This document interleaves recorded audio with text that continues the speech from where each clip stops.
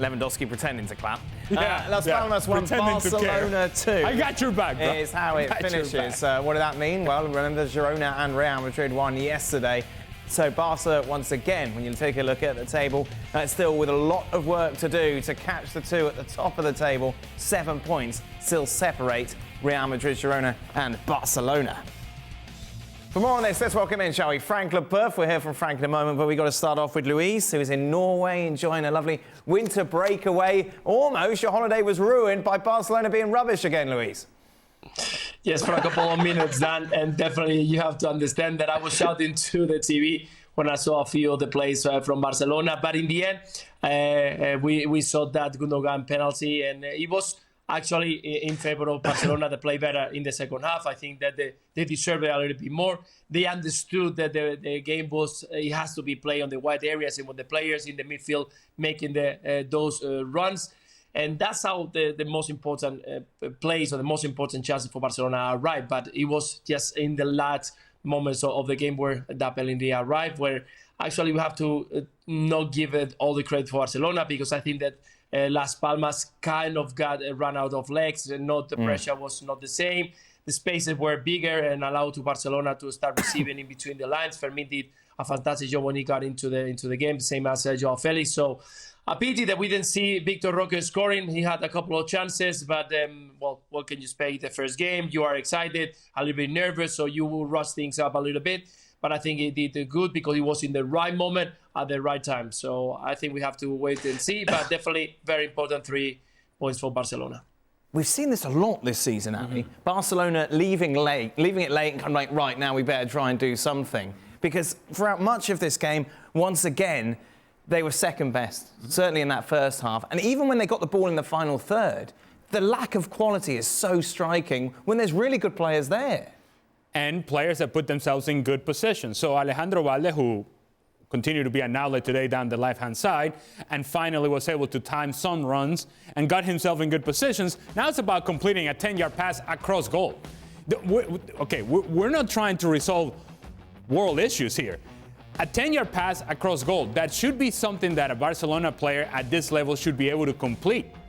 And it wasn't happening. And it's not just Alejandro Valde, it's other players as well that get themselves in really good positions. Now it's the final decision, now it's the final touch, and it's just not happening consistently, which then tells me, and it's something that we have talked about time and time again, this team is currently playing and has been playing with nervous energy, with tension.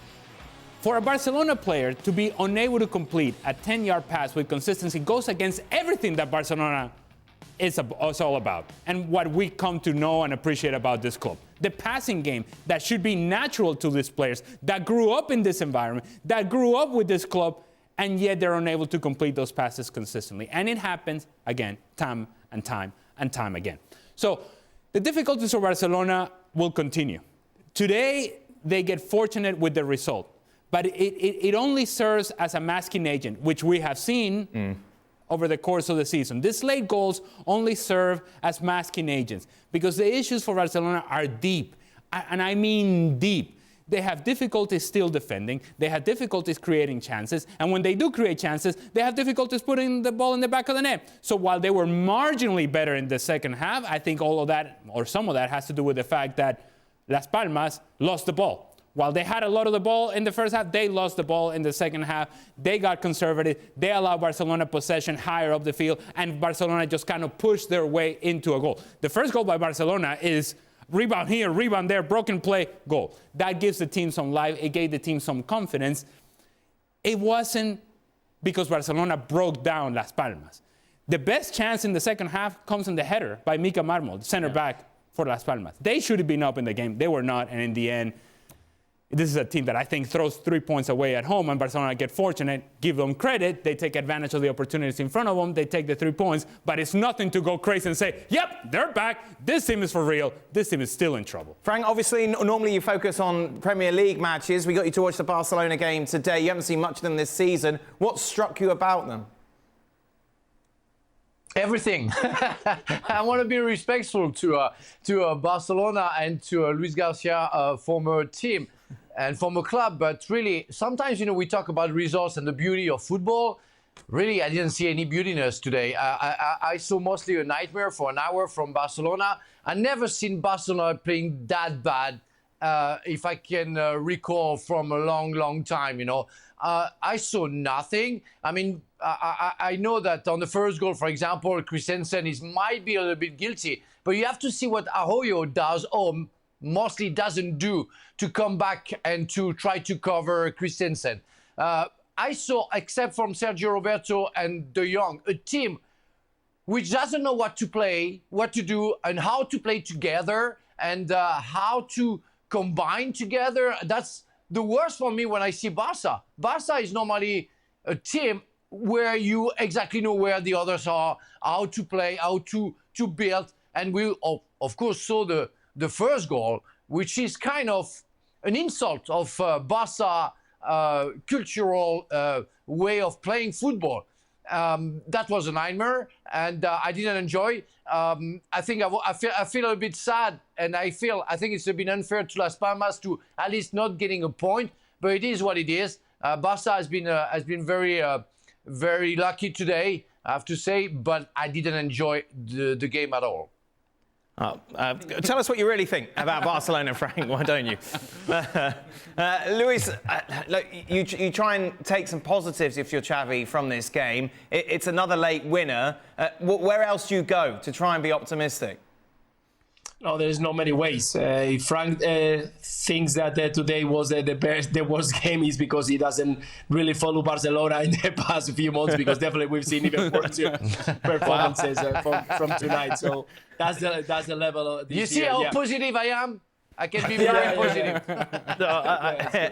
Exactly. Honestly, Frank, go on, Luis. Just saying that is true. That is very difficult to find positive things about the result. Probably to see Vitor Roque, they can fit into the starting of Barcelona because of their style of play. A player who can, I think, they replace Lewandowski at some points in that center role position. We mentioned him before the game, but not many more, because definitely today the Barcelona players didn't understood what the game was about. They didn't saw early on the game that high line was put right there to put the pressure, to put 1v1 situation into the game, and they needed to be patient. The wide player needed to be patient. The players into the middle make the runs when there was freedom, and they didn't understand. That's a worry, because a manager can set up, can display what they're going to face in front, but the players are the ones, when they are into the game, need to analyze and understand what is needed to be done. And once again, Barcelona's players today, they didn't do that, and that's why they suffer so much. For at some points that you could see that they were frustrated because the passes were not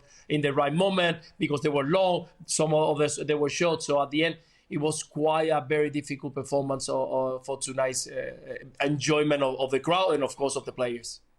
Frank, you mentioned the first goal. Take us through it. If he anticipates and go to cover Christensen at first, he would have been there to catch the ball. It's because he's only in reaction that I say, what the hell is doing? Why it takes so much time for him to start sprinting? And when he starts and realizes what he has to do, it's too late. And Munir gets the ball. I'll take it even a step further.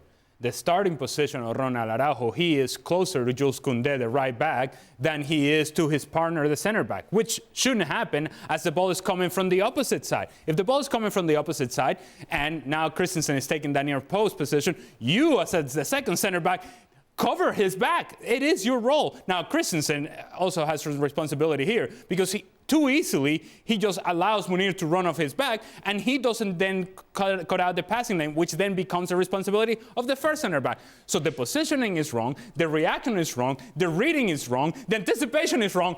Yeah, it's all wrong for Barcelona defensively. And the goalkeeper's got to be braver as well. Absolutely. If you're Iñaki Peña, you can resolve a lot of issues there if you just clean out Munir. You come out and you clean out the ball, you clean out Munir, you clean out everybody. But he kind of comes out with one of these. Okay, all right, that's not a challenge. Right. This is not the knee down. This is not a challenge. That's not a challenge. If you're a goalkeeper, you clean everybody out. Nice move. Then as you mentioned, Luis, obviously Vitor Roque coming on after that big money move for the 18-year-old from Brazil. Lewandowski on the sidelines applauding him, encouraging him. Would you be like that if a player came in to try and take your position?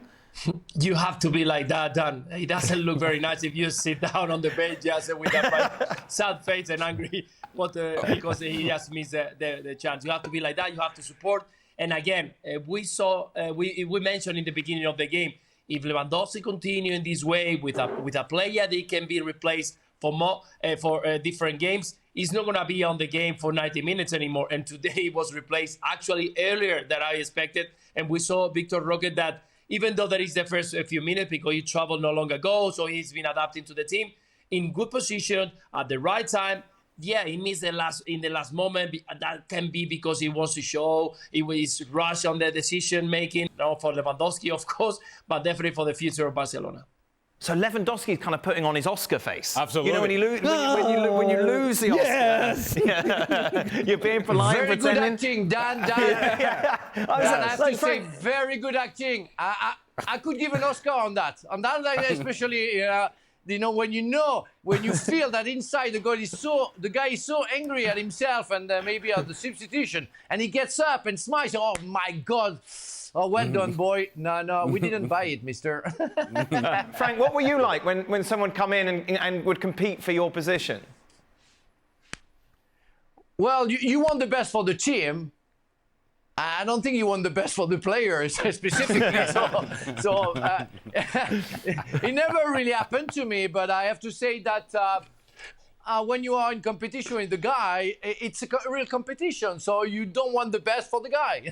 That's only natural. That's human because you want to stay put. You want to stay in your position. You don't want him to steal your favorite position. So even if Lewandowski is already, I would say, old, with all due respect. So you can understand that he's ready maybe to get out and to leave the space for the guy and be a little bit honest about what he showed to us.